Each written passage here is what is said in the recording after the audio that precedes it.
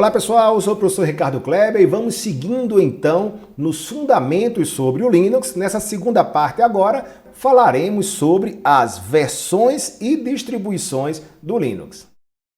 Vamos então diferenciar o que é versão, que nós vimos aí na última videoaula, quando tratamos do kernel, e o que são as distribuições do Linux, que se popularizam e que se diversificam a cada dia. Pois bem, versões, como o próprio nome diz, está associada à versão do kernel, a versão do núcleo do Linux. Nós já vimos aí que atualmente a versão mais atual é a versão 5.10.10, que foi disponibilizada no dia 13 de dezembro de 2020. Para acompanhar a evolução da versão do Linux, você pode verificar lá em kernel.org e atualizar a sua distribuição, que veremos agora com mais detalhes, para ter sempre a versão mais nova ou pelo menos uma versão estável e sem problemas graves de segurança. Ok, então versão está ligado ao kernel. E o que é distribuição? Pois bem, a distribuição é quando você junta o kernel com outros componentes que fazem parte do sistema operacional, também como já vimos a estrutura na aula passada, a Shell, o X-Window e os demais aplicativos. Você junta tudo isso e faz um pacote de programas criando uma distribuição. Quem pode criar uma distribuição? Qualquer pessoa. Desde empresas, comunidades e até pessoas comuns, desde que saibam como se faz para pegar o kernel, que é gratuito e disponível sem qualquer restrição de uso, incorporar a ele funcionalidades, ou seja, componentes, e depois dar um nome à sua distribuição sem problemas. Naturalmente, as empresas que mantêm um desenvolvimento de determinada distribuição têm mais credibilidade em função do suporte, por exemplo. Mas também muito comum se ter as comunidades que mantêm distribuições, como veremos agora em seguida. As principais distribuições do mercado hoje, a comercial é a Red Hat e a de comunidade é a distribuição Debian. Pois bem, a distribuição então é uma instituição, pessoa, empresa, comunidade que pega o kernel, complementa com as demais partes do sistema operacional e chama isso de distribuição. Mantém e dá o suporte. Como é feito esse suporte? Varia de acordo com a distribuição. Muitas comunidades, por exemplo, têm muitos usuários que são simplesmente, como o próprio nome diz, usuários do sistema operacional. Pegam a última versão da distribuição, utilizam e mantêm atualizada. Mas muitos usuários são também desenvolvedores e mantêm desde módulos do kernel ou aplicativos específicos. Eles colaboram melhorando a distribuição, inserindo e removendo componentes para atingir um objetivo específico que é determinado pela própria comunidade ou instituição que mantém aquela distribuição. Uma distribuição é, portanto, o kernel somado a aplicativos e outros softwares específicos. Vamos falar então das principais distribuições. Não podemos falar de todas porque existem dezenas, centenas. Afinal, qualquer pessoa pode criar a sua própria distribuição.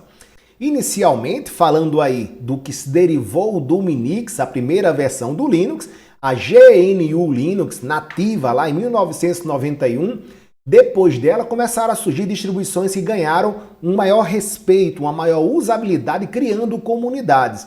A que se mantém até hoje, das mais tradicionais, é a distribuição Slackware, apesar de não ser tão fácil de se manusear como as principais distribuições utilizadas pelos usuários comuns. Na realidade, quem primeiro se consolidou como uma grande distribuição voltada para o usuário final foi a distribuição Red Hat. Muito embora a distribuição Debian já existisse e já tivesse uma comunidade bem significativa. Porém, tanto Red Hat como Debian eram inicialmente distribuições voltadas para resolver problemas e atender a todos os públicos, desde o usuário final até usuários mais exigentes. A questão é que a Red Hat popularizou mais o modelo de distribuição com suporte, popularizando e facilitando a instalação de componentes adicionais e também ganhando um número de usuários bem maior do que o Debian, principalmente entre usuários finais. Não vale a pena falar nesse momento se o Debian é melhor, ou o Red Hat é melhor, ou era melhor, enfim. Eram duas comunidades que tinham suas distribuições Red Hat e Debian bem consolidadas e correndo por fora, naturalmente, o Slackware, além de outras como a distribuição SUSE, que tinha seu principal público na comunidade europeia. Pois bem, da Red Hat surgiu no Brasil uma versão aportuguesada ou abrasileirada chamada Conectiva Linux. Em paralelo também com a grande comunidade de usuários nos Estados Unidos, a distribuição Mandrake, que depois se fundiram na distribuição Mandriva, que seria Mandrake com Conectiva. A Red Hat persiste até hoje como uma grande distribuição, porém, houve uma mudança significativa ao longo do seu desenvolvimento que resultou aí numa fuga de parte dos seus usuários. Foi quando a Red Hat passou a ser uma empresa mais focada no comercial, vendendo soluções para empresas com suportes personalizados, com módulos que não eram disponibilizados para a comunidade como um todo. E aí então, nesse momento então da história, o Debian ganhou muitos dos antigos usuários da Red Hat, já que se manteve até hoje como uma distribuição sem restrições ou sem apelo comercial.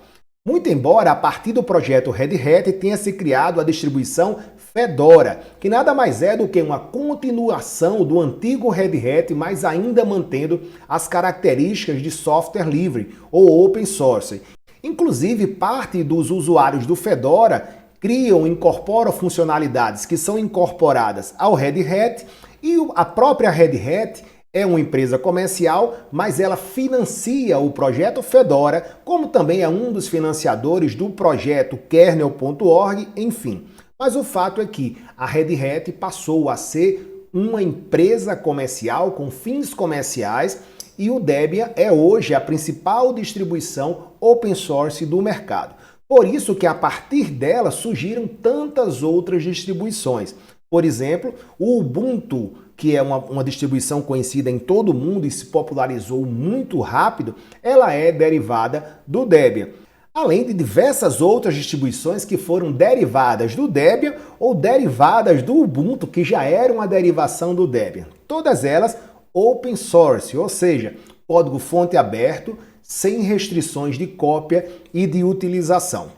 Existem outras distribuições com menos usuários em suas comunidades, como o Yellow Dog, o Turbo Linux, o Gentoo, o Mint, o CentOS e por aí vai. Como falamos inicialmente, dezenas, centenas de distribuições. E existem ainda aquelas distribuições, grande parte também derivadas do Debian, mas que os aplicativos, os pacotes que incorporam essa distribuição são voltados para um fim comum. Por exemplo, na área de segurança merecem destaque o Kali Linux e o Parrot Security. Ou seja, dependendo da utilização que se quer para o Linux, você pode escolher, aprimorar ou simplesmente utilizar a sua própria distribuição. E esses então os principais detalhes relacionados às versões e distribuições do sistema operacional Linux.